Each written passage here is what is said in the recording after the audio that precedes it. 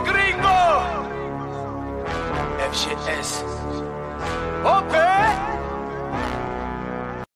Yo, salut, c'est OP, j'espère que vous allez bien et bienvenue sur ma chaîne YouTube. Aujourd'hui, petite vidéo d'avant-match pour cette 8e journée de Ligue 1 qui va opposer le club number one, le numéro uno, le best of the best de la Ligue 1, le PSG. PSG qui pointe à la première place avec 21 points, 7 victoires consécutives. La 7e victoire s'est faite mercredi à Metz. Ça s'est fini un peu dans un imbroglio total, hein. Il y a eu un peu de fight et tout ça, mais bon, on a traité ça dans la vidéo précédente. Et en tout cas, voilà, notre cher club, le PSG, pointe à la première place avec 21 points. Montpellier, quant à lui, est à la 10e place avec 9 petits points. Donc, Montpellier qui, mercredi, lui, a fait match nul 3-3. Et nous, comme je l'ai dit justement avant, on a fini le match sur un score de 2-1 et on a gagné notre 7e victoire consécutive. Beaucoup de choses à dire. Montpellier est une équipe qui joue bien, mais pour les profils qu'ils ont, je trouve que c'est un jeu trop défensif des fois à mon goût.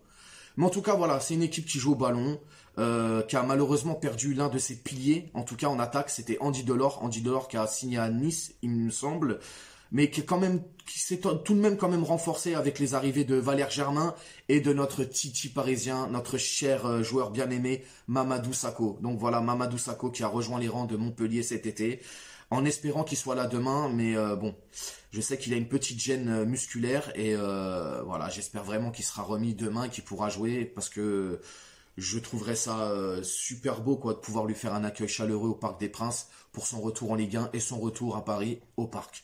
Donc voilà. Sinon, dans les rencontres entre ces deux équipes, la première rencontre date de 1996, donc ça remonte.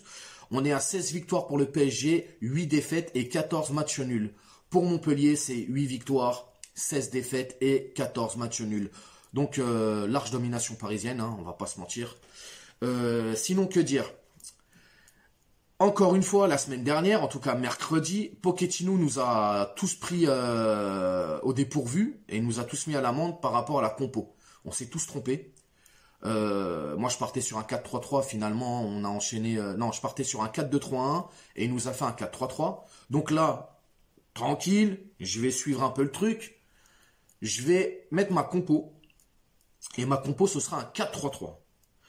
Dans les cages, je vois Navas. Pour la charnière centrale, ça sera Kimpembe, Marquinhos. Mendes à gauche, Hakimi à droite. Le milieu de terrain, je vais mettre Gueye, Herrera, Paredes. Et pour l'attaque, ce sera Di Maria, Neymar et Mbappé. Donc voilà, on part sur un 4-3-3. Mais je m'attends à tout avec Pochettino, parce que autant il peut nous faire un 4-2-3-1, autant il peut nous faire un 4-3-3 ou un 4-4-2, mais les joueurs vont changer. Donc voilà. Sinon, mon prono pour ce match, je verrais bien un 3-0. 3-0 avec un but de Gueye et un but de Di Maria et Mbappé.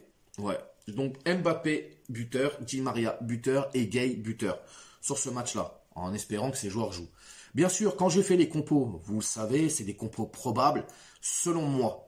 Après, le lendemain, je me réfère à la presse, je vois ce qui se passe et tout, etc. Parfois, ça va dans le même sens que la presse, et parfois, c'est complètement à l'opposé. Donc voilà, quoi qu'il en soit, c'est ma compo, en espérant que ce soit celle-là qui soit mise en place demain face à Montpellier. J'aimerais revenir sur un sujet qui commence un peu à sortir là dans la presse française, mais qui était déjà mis en avant dans la presse italienne. Comme vous le savez, aujourd'hui à Paris, nous nous retrouvons avec 2 top gardiens. Donc on a Navas, Keylor Navas, qui est un gardien hors norme. C'est pour moi le numéro 1, sans prétention aucune, hein, mais c'est le numéro 1 à l'heure actuelle. Et on a Donnarumma. Donc Donnarumma qui est un jeune gardien prometteur, champion d'Europe avec l'Italie, qui a commencé sa carrière professionnelle à l'âge de 16 ans au Milan AC, qui est formé au Milan. Donc voilà. Donc aujourd'hui, le PSG se retrouve avec 2 top gardiens. Chose en général qui ne se passe pas souvent dans les grands clubs, voire d'ailleurs jamais. En général, un grand club ou un club lambda a toujours un top gardien et un gardien, j'aime pas dire ça, mais de seconde zone, quoi. Un gardien qui va faire un peu les coupes, quelques matchs pour reposer le gardien titulaire, etc. Sauf que là, on se retrouve dans une merde totale parce qu'on a 2 top gardiens. Et le problème, c'est que la presse italienne a révélé que ça commençait à causer des soucis. Donnarumma n'est pas très content de sa situation, car on lui aurait vendu autre chose lors de sa venue. Et le problème, c'est que Pochettino, il est en train de partir un peu sur ce qu'on a déjà connu, en fait, avec Areola et Trapp. C'est-à-dire, un coup c'est lui, un coup c'est lui, un coup c'est lui. Il faut pas que Pochettino tombe là-dedans parce que ça va niquer la confiance des joueurs. Et ça peut avoir des répercussions sur l'équipe, en fait. Et ça, c'est pas bon. Je pense que Pochettino doit mettre les choses au clair. C'est-à-dire, il doit mettre un numéro 1 et un numéro 2. Sauf que le problème, c'est que on a deux numéros 1. On a deux numéros 1 en puissance. Et ça, c'est compliqué. Vraiment compliqué.